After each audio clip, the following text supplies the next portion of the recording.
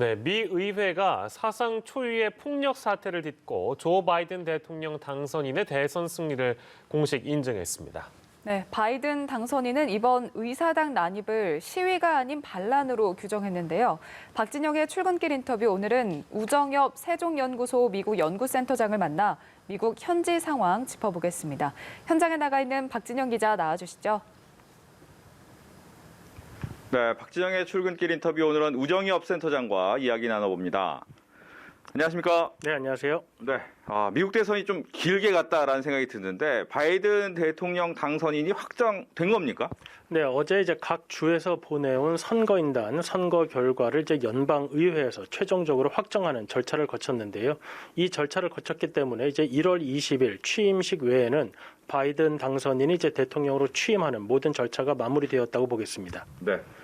이제 어제 굉장히 충격적인 사건이 있었습니다. 미 의회 시민들이 난입하는 사건이 있었는데 이걸 두고 트럼프 대통령이 좀 방조한 것 아니냐, 책임론, 또 탄핵 얘기까지 나오는데 가능한 얘기인지 궁금합니다.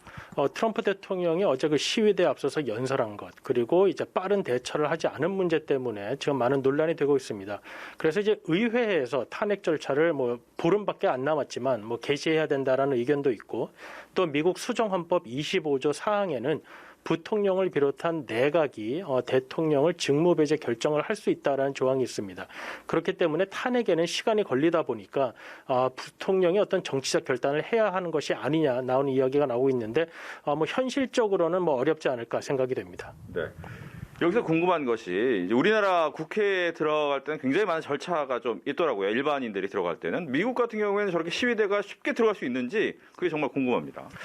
사실 이제 미국 사람들은 많이 놀랐을 것 같습니다. 왜냐하면 저렇게 신고되지 않은 시위 아니면 저런 난입 같은 것은 상상하기가 어려운 일이고, 그렇기 때문에 미국 의회 건물을 들어갈 때는 사실 금속 탐지기만 통과하게 되면 어떤 출입 절차라는 것이 따로 없습니다. 그만큼 어떤 성숙한 민주주의 문화가 있었기 때문에 가능한 일이었는데 그런 경비들이 미리 배치되어 있지 않다는 틈을 노려서 이 시위대가 이제 난입을 한 건데요. 그렇기 때문에 미국 국민들로서는 매우 충격적인 것으로 받아들이고 있습니다. 네.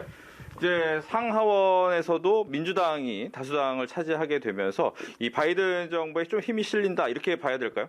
네, 조지아주의 상원의원 2석을 모두 이제 민주당에 가져가면서 이제 50대 50이 되었는데 상원의장은 이제 당연직 부통령이 되기 때문에 민주당이 이제 상원의 다수당이 된 것이죠.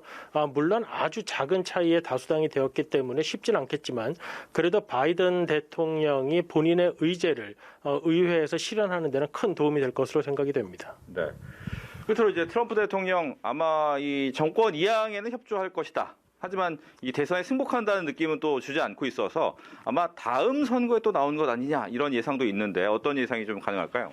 트럼프 대통령은 여전히 자신의 첫 번째 임기가 끝났다는 말로 어떻게 보면 재도전의 의사를 넌지시 내비치고 있습니다. 근데 이제 어제의 사건을 계기로 과연 공화당의 중도층들이 트럼프에 대한 더 정치적인 지지를 4년 후에도 보일까 하는 부분은 굉장히 의문시되고 있습니다. 네. 오늘 말씀 잘 들었습니다. 감사합니다. 지금까지 박진영의 출근길 인터뷰였습니다.